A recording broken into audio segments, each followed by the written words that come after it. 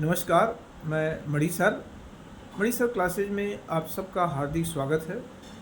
आज का टॉपिक है आतंकवाद एवं वैश्विक चुनौती।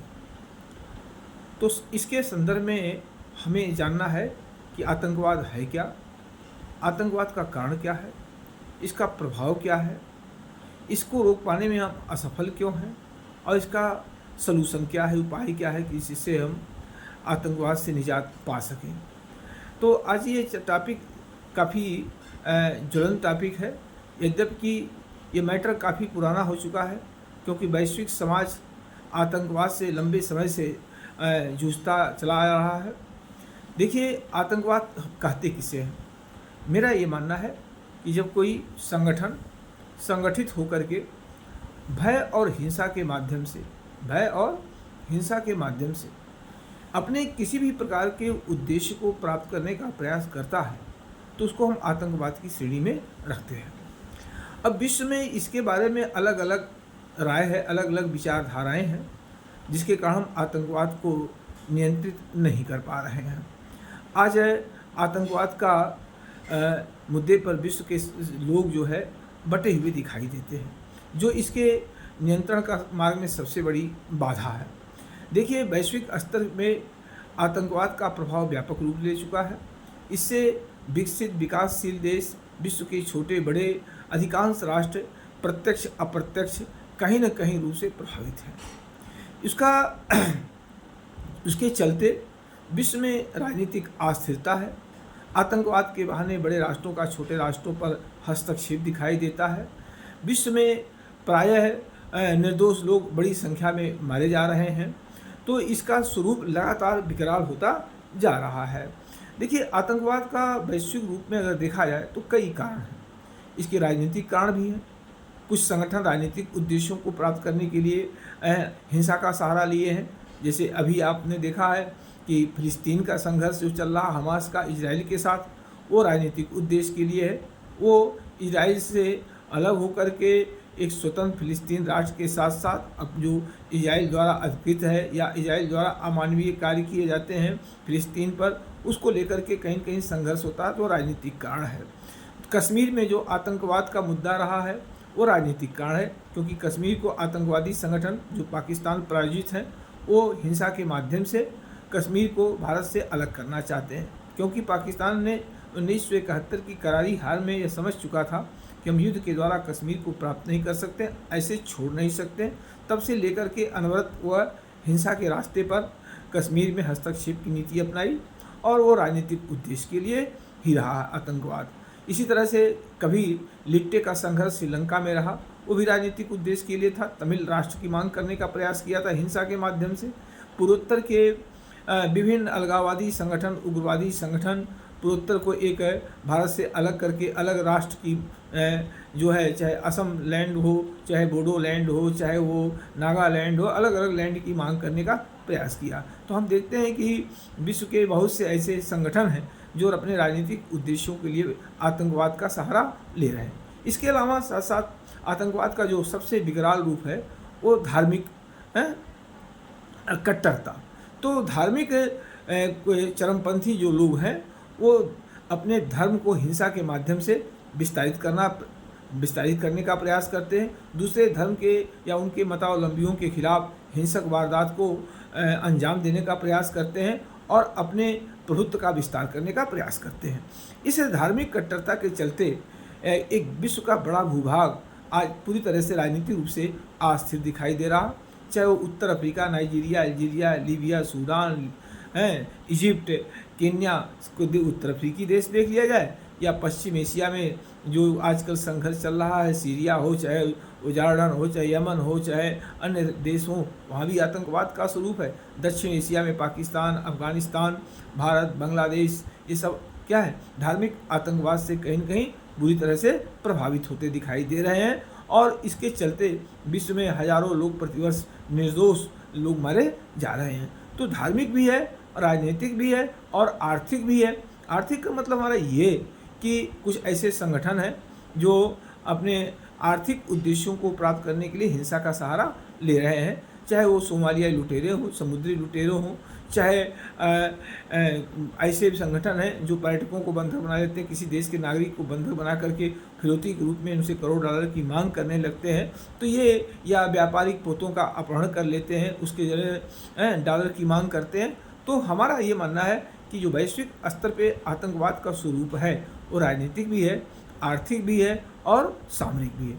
अब विषय ये है कि जब आतंकवाद से विश्व के छोटे बड़े राष्ट्र, अधिकांश राष्ट्र प्रभावित हैं, मतलब भारत तो प्रभावित है ही, अमेरिका भी प्रभावित है, यूरोप के देश भी प्रभावित हैं और मालदीव से लेकर के छोटे बड़े अन्य राष्ट्र भी प्रभावित हैं। तो जब आतंकवाद से इतने राष्ट्र प्रभावित हैं तो उसको हम नियंत्रित क्यों नहीं कर पा रहे हैं? उसका कारण ये है कि जो आज आतंकवाद का विकराल स्वरूप हमारे सामने दिखाई दे रहा है उसका एकमात्र कारण, क्योंकि देखिए आतंकवाद मानव जनित कारण है, ये नेचुरल नहीं है, ये ह्यूमनिटी है, तो मानव जनित कारण है, तो इसका समाधान भी मानव को ही ढूंढना होगा। लेकिन दुर्भाग्य है कि ये मानव समाज जो हमारा है, जो राष्ट्र हैं, वो आतंकवाद पर एक साथ लड़ने की बात तो करते हैं, लेकिन उनका जो पर्सनल इंटरेस्ट है, नेशनल इंटरेस्ट है, वो उनके आतंकवाद की लड़ाई के मार्ग में बाधा रहा। यही कारण है कि आतंकवाद वैश्विक समस्या होने के बावजूद आज हम आतंकवाद की एक सर्वमान्य परिभाषा तक नहीं दे पाए।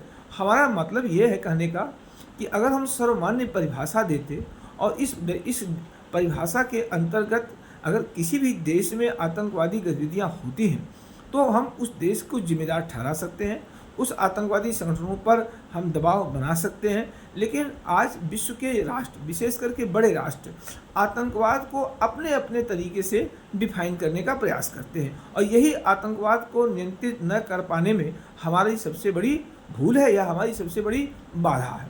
जैसे कि जिसको अमेरिका आतंकवादी संगठन के रूप में देखता है उसे रूस आतंकवादी नहीं मानता है, जिसको भारत आतंकवादी मानता है उसको चीन पाकिस्तान आतंकवादी नहीं मानते हैं। भारत जिसको आतंकवादी मानता है उसको पाकिस्तान शहीद का दर्जा देता है, स्वतंत्रता संग्राम सेनानी मानता है, चीन आंख बंद कर लेता है, कान बंद कर लेता है। तो कहीं न कहीं जो राष्ट्र हैं वो अपने अपने हितों के चलते आतंकवाद के दोहरे चरित्र को अपनाने की कोशिश कर रहे हैं और यही आतंकवाद की लड़ाई में सबसे बड़ी हमारी विफलता है। जैसे आपको उदाहरण के रूप में मैं कुछ चीज़ें उल्लेखित करना चाहता हूँ।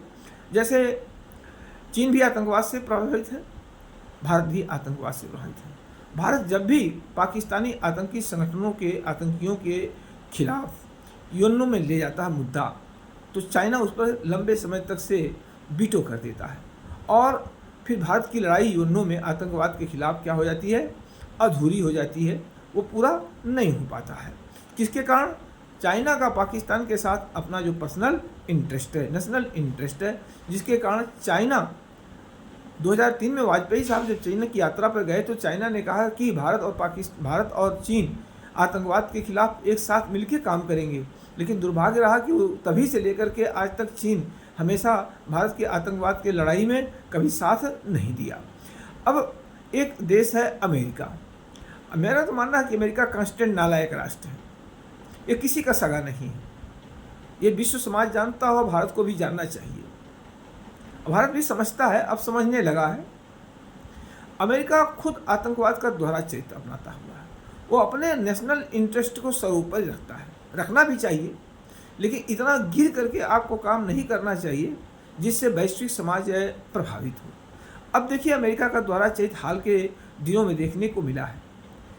जब भारत ने ऑपरेशन सिंदूर चलाया पाकिस्तानी आतंकियों के खिलाफ, पाकिस्तान की कमर टूट गई, आतंकवादियों के आकाओं को समझ में आ गया कि हम कहीं सुरक्षित नहीं।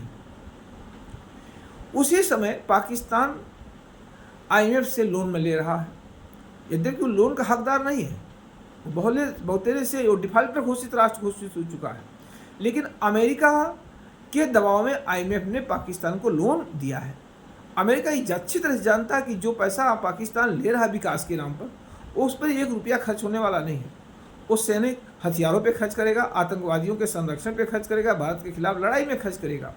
ना पैसा तो लिया है वो IMF से विकास के नाम पर, लेकिन विकास में उससे 1 को रत्ती लेना देना नहीं है। इसीलिए आज पाकिस्तान का विकास दर 2.5% से भी नीचे है। दूसरी तरफ तो अब एक तरफ अमेरिका कहता है हम आतंकवाद के साथ लड़ाई में भारत के साथ है, और दूसरी तरफ जब भारत आतंकवाद की लड़ाई लड़ता है तो अमेरिका पाकिस्तान को लोन देता है ताकि पाकिस्तान मजबूत हो और भारत से लड़ने में सक्षम हो। ये उसकी दोहरा चरित्र है। और वहीं सीरिया में अपने हितों को ध्यान में रखे, जिस सीरियाई आतंकी को अमेरिका ने करोड़ों डॉलर का इनाम घोषित किया था, डोनाल्ड ट्रंप ने सीरिया के उसी तत्कालीन शासक के साथ हाथ मिलाया है। ये कितनी बड़ी विडंबना है। एक तरफ आप उस व्यक्ति को इनाम घोषित किए हैं और दूसरी तरफ आप हाथ मिलाते हैं। तो कहने का ऐसे क्या है कि अमेरिका आतंकवाद की लड़ाई में किसी देश के साथ नज़र नहीं आता है, जबकि वो खुद आतंकवाद से पीड़ित है। वो 9/11 की घटना अभी भी अमेरिका को नहीं भूलना चाहिए और आने वाली पीढ़ी भी नहीं भूलेगी। लेकिन दुर्भाग्य है कि आतंकवाद की लड़ाई में अमेरिका कहीं साथ देता हुआ दिखाई नहीं देता है। तो कहने का आशय क्या है कि जो बड़े राष्ट्र हैं वो आतंकवाद के खिलाफ लड़ाई में न वो भारत का साथ देते हैं और न किसी अन्य देश का साथ देते हैं, और इसका दुष्प्रभाव यह है कि आतंकवाद के चलते आज सभ्य समाज भय और तनाव से ग्रसित होता दिखाई दे रहा, अपने को अनसिक्योर महसूस कर रहा है। अब बात आती है कि ये सब होने के बावजूद हम आतंकवाद से क्यों नहीं निपट पा रहे हैं। तो आतंकवाद से इसलिए नहीं निपट पा रहे हैं कि इसमें राष्ट्रों के अपने अपने व्यक्तिगत हित हैं। जो बड़े राष्ट्र हैं वो कतई नहीं चाहते हैं कि छोटे राष्ट्र शांति, स्थिरता और विकास के रास्ते पर रहें। वो जानते हैं कि जितने इनके बीच कॉन्फ्लिक्ट होगा, संघर्ष होगा, तनाव होंगे, युद्ध होंगे, संभावनाएं होंगे, हमारा शस्त्र व्यापार उतना ही आगे फलता और फूलता रहेगा। इनको इससे लेना देना नहीं है कि इससे राष्ट्रों की अस्थिरता प्रभावित होती है, स्थिरता प्रभावित होती है, राष्ट्रों का विकास प्रभावित होता है, आम निर्दोष नागरिक मारे जाते हैं, उससे इनका क्या लेना देना नहीं है। उनका अपना पर्सनल इंटरेस्ट जो है वही उनके लिए महत्वपूर्ण साबित हो रहा। इसलिए आतंकवाद की लड़ाई में राष्ट्र एक साथ होता हुआ दिखाई नहीं दे रहे हैं। अब इसके उपाय क्या है, तो उपाय मैं बता दे रहा हूँ। एक प्रसिद्ध राजनीतिक विश्लेषक मॉर्गनथाउ था, उसने कभी कलेक्टिव सिक्योरिटी के बारे में कुछ बोला है, सामूहिक सुरक्षा के लिए। मेरा मानना है जब कोई समस्या किसी एक राष्ट्र का ना होकर के वो ग्लोबल समस्या हो जाती है, ग्लोबल प्रॉब्लम हो जाती है, वैश्विक समस्या हो जाती है, तो उसका समाधान किसी एक राष्ट्र के द्वारा हो भी नहीं सकता है। उसका समाधान विश्व के सभी राष्ट्रों को मिल करके करना होगा, एक अर्थात सामूहिक सुरक्षा के तहत करना होगा। सामूहिक सुरक्षा के तहत संयुक्त राष्ट्र संघ में अनेक उपबंध किए हैं, और अगर उनका हम प्रयोग करें तो आतंकवाद को जड़ से ख़त्म किया जा सकता है। तो कहने का मतलब मॉर्गनथाउ ने कहा कि सामूहिक सुरक्षा के द्वारा एक सबके लिए और सब एक के लिए, तभी सामूहिक सुरक्षा फलीभूत होती है। तो अगर संयुक्त राष्ट्र संघ सामूहिक सुरक्षा का विश्व का सबसे बड़ा संगठन है, तो हमें भारत न सही यूएनओ के माध्यम से आतंकवाद के खिलाफ लड़ाई में सभी राष्ट्रों को एकजुट होना चाहिए। अब हम कैसे एकजुट होंगे, तो इसके लिए सबसे पहले सामूहिक सुरक्षा में मॉर्गनथाउ ने कहा कि सामूहिक सुरक्षा व्यवस्था तभी मजबूत होगी जब राष्ट्र अपने व्यक्तिगत हितों से ऊपर उठ करके सामूहिक हितों के लिए कार्य करेंगे। अर्थात आज का जो वैश्विक परिवेश है, इसमें चीन, अमेरिका रूस जैसे राष्ट्रों को अपने व्यक्तिगत हितों से ऊपर उठ करके आतंकवाद को संरक्षण देने वाले, पालने पोसने वाले, आतंकी संगठनों को संचालित करने वाले लोगों के खिलाफ क्या है, कठोर कार्रवाई करने की आवश्यकता है। अगर चाइना, अमेरिका, रसा, भारत ये सब राष्ट्र अपने व्यक्तिगत हितों से ऊपर उठ जाएं और आतंकवाद के खिलाफ कार्रवाई करें, आतंकी संगठनों के खिलाफ कार्रवाई करें, आतंकवाद को संरक्षण देने वाले देशों के खिलाफ दबाव डालें, तो मुझे लगता है कि आज पाकिस्तान आतंकवाद का ईपी सेंटर नहीं बन पाता। लेकिन दुर्भाग्य है कि पाकिस्तान के आतंकी फल फूल रहे हैं, भारत पे हमले कर रहे हैं, निर्दोष नागरिकों की हत्या कर रहे हैं, धर्म और जात पूछ करके हत्या की जा रही है, और वैश्विक समाज इस पर आंख मूंद लिया है। पश्चिमी मीडिया अपने हिसाब से आतंकवाद की परिभाषित करता है, भारत पर दोष लगाता है, पाकिस्तान की अनदेखी करता है। तो जब हमारा पश्चिमी मीडिया, बड़े राष्ट्र आतंकवाद का दोहरा चरित्र अपनाएंगे तो आतंकवाद की लड़ाई जो है ख़त्म नहीं हो सकती है। और यह लड़ाई अगर ख़त्म नहीं होती है तो इसका सबसे अधिक नुकसान जो होगा वो तृतीय विश्व के देशों को होगा, अर्थात विकासशील देशों को ही होगा, क्योंकि इसका नुकसान सबसे अधिक उन्हीं को दिखाई दे रहा। अमेरिका विस्तारवादी देश है। 1990 के बाद वो कहीं न कहीं विश्व में अपने विरोधियों को एन केन प्रकार हस्तक्षेप की नीति अपनाया। कभी मानवाधिकार के बहाने लीबिया पर, कभी आतंकवाद के बहाने अफगानिस्तान पर, कभी वह आतंकवाद और परमाणु हथियारों के बहाने इराक पर अस्थिर करने का प्रयास किया, अटैक किया। और ये सिलसिला आज भी क्या है, कहीं न कहीं जारी होता दिखाई दे रहा है। तो कहने का आशय हमारा क्या है कि आतंकवाद को तभी हम नियंत्रित कर पाएंगे कि ये किसकी सर्वमान्य परिभाषा हो, सभी राष्ट्र व्यक्तिगत हितों से ऊपर के सामूहिक हितों के लिए एक मिल करके काम करें। संयुक्त राष्ट्र संघ के जो प्रावधान हैं, धारा 7 में आर्टिकल 38 से लेकर आर्टिकल 52 का समय समय पर आवश्यकतानुसार उपयोग करें। पहले उस पर अगर कोई राष्ट्र आर्थिक आतंकवाद को प्रश्रय देता है, जैसे कि आज पाकिस्तान आतंकवाद का ईपी सेंटर बना हुआ है और खुल करके आतंकवादियों को सपोर्ट करता है। अभी जब भारत ने ऑपरेशन सिंदूर चलाया था और उसके आतंकी मारे गए थे, तो उसके जनाजे में, आतंकियों जनाजे में उसकी सेना, उसके राजनीतिक दल के लोग शामिल थे। उसे पाकिस्तान के फ्लैग में लिपटा उसे शहीद का दर्जा दिया गया था। ऐसा नहीं होना चाहिए था। तो अगर हम ये मान लेते कि पाकिस्तान जैसे राष्ट्र आतंकवाद के प्रश्रय देते हैं, तो हम उस पर आर्थिक प्रतिबंध लगा सकते हैं। उस पर भी नहीं हो सकता तो उसकी नाकेबंदी कर सकते हैं। उस पर भी वो नहीं मानता है तो यूएन की सेनाएं उस पर आर्टिकल 47 के तहत उस पर विचार कर सकते हैं, आक्रमण का विचार कर सकते हैं। आर्टिकल 48 के तहत यूएन सिक्योरिटी काउंसिल पाकिस्तान जैसे आतंकी राष्ट्रों पर सैन्य कार्रवाई करने की अनुमति दे सकता है। आर्टिकल 51 के तहत उस पर सैन्य कार्रवाई की जा सकती है, या किसी सामूहिक प्रतिरक्षा जैसे संगठनों की मदद ली जा सकती है। आर्टिकल 52 के तहत बहुत सारे ऐसे उपाय हैं, लेकिन ये उपाय संभव होता दिखाई नहीं दे रहा। क्यों? क्योंकि पाकिस्तान का जो जियोपॉलिटिक्स है वो अमेरिका को प्रभावित कर रहा है और चीन, दोनों को प्रभावित कर रहा है। अमेरिका और चीन आज विश्व के 2 सबसे अधिक शक्तिशाली राष्ट्र की श्रेणी में आते हैं, और पाकिस्तान अपने जियो पॉलिटिक्स के माध्यम से दोनों को आकर्षित किया है। यही कारण है कि जब भारत आतंकवाद के खिलाफ कोई ठोस कार्रवाई करता है, तो चाइना तो ऑपरेशन सिंदूर में प्रत्यक्ष रूप से पाकिस्तान का समर्थन किया है, लेकिन अमेरिका भी कम दोषी नहीं है। डोनाल्ड ट्रंप ने जिस तरह से ऑपरेशन सिंदूर की कहीं न कहीं आलोचना ही किया कहा जा सकता है, और पाकिस्तान को धन मुहैया कराया है, जिस तरह से पाकिस्तान के आतंकियों पर आंख मूंद करके बैठा है, ये दुर्भाग्यपूर्ण विषय है।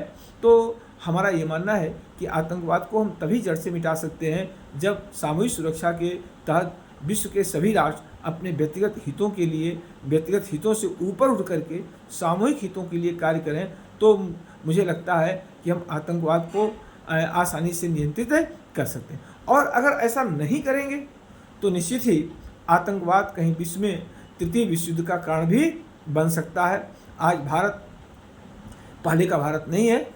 अब आदर्शवादी कॉन्सेप्ट भारत के जेहन में नहीं दिखाई देता है। सीधे सीधे यथार्थवादी नीति भारत अपना रखा है। पाकिस्तान को स्पष्ट संदेश दे दिया गया है कि अब हम आपको कोई सबूत नहीं सौंपेंगे, आप और वैश्विक समाज से हम कुछ याचना नहीं करेंगे आतंकवाद के मुद्दे पर। अब सीधी कार्रवाई होगी। जो कार्रवाई मैंने अभी हाल में किया है 6-7 मई को, वो आगे भी जारी हो सकती है। अगर पाकिस्तान भारत में आतंकवादियों को इसी तरह से घुसपैठ कराता रहा और भारत पर आतंकी हमले करेगा, तो भारत इसे युद्ध के रूप में देखेगा और इसका खामियाजा पाकिस्तान को भुगतना पड़ेगा। काश ऐसी नीतियां अगर विश्व के राष्ट्र भी अपना लें तो मेरा ये मानना है कि हम आतंकवाद पर नियंत्रण प्राप्त कर सकते हैं। और ऐसा नहीं कर सकते हैं, अगर ऐसा नहीं करेंगे तो निश्चित ही आतंकवाद आज सभ्य समाज के लिए एक कलंक साबित हो रहा। हमारी आने वाली पीढ़ी को भी इसका परिणाम भुगतना पड़ेगा। तो कहने का आशय है कि आतंकवाद एक मानव जनित समस्या है। इसका समाधान मानव के द्वारा ही संभव है, ये प्रकृति के द्वारा संभव नहीं है। और अगर मानव चाहे, अगर हमारे अंदर, राष्ट्रों के अंदर आतंकवाद के विरुद्ध दृढ़ इच्छा शक्ति हो और एक निरपेक्ष भाव से बिना किसी नेशनल इंटरेस्ट के आतंकवाद के खिलाफ लड़ाई में विश्व के सभी राष्ट्र एकजुट हों, तो हम क्या है, आतंकवाद को समाप्त कर सकते हैं। और अगर आतंकवाद को समाप्त किया जा सकता है तो इससे वैश्विक शांति, स्थिरता, सुरक्षा और विकास, ये सब की गति आगे बढ़ेगी, मजबूत होंगे और विश्व में शांति की हवा तेज़ी से आगे बढ़ेगी। सभ्य समाज अपने को अनुकूल महसूस कर सकता है, सुरक्षित महसूस कर सकता है। अगर ऐसा नहीं हुआ तो निश्चित ही आतंकवाद का जो दानव है वो विश्व के छोटे बड़े सभी राष्ट्रों को बारी बारी से निगलता जाएगा और प्रतिवर्ष लाखों लोग, निर्दोष नागरिक आतंकवाद के भेंट चढ़ जाएंगे। तो आइए संकल्प लेते हैं कि हम आतंकवाद के खिलाफ जो है क्या है, एकजुट हों। वैश्विक समाज से हम उम्मीद करते हैं कि आतंकवाद की लड़ाई में एक साझा मंच अपनाएं और इसके खिलाफ कार्रवाई करने में एकजुट होकर के कार्य करें, तभी वैश्विक शांति और सुरक्षा को बढ़ावा मिल सकता है। जय हिंद।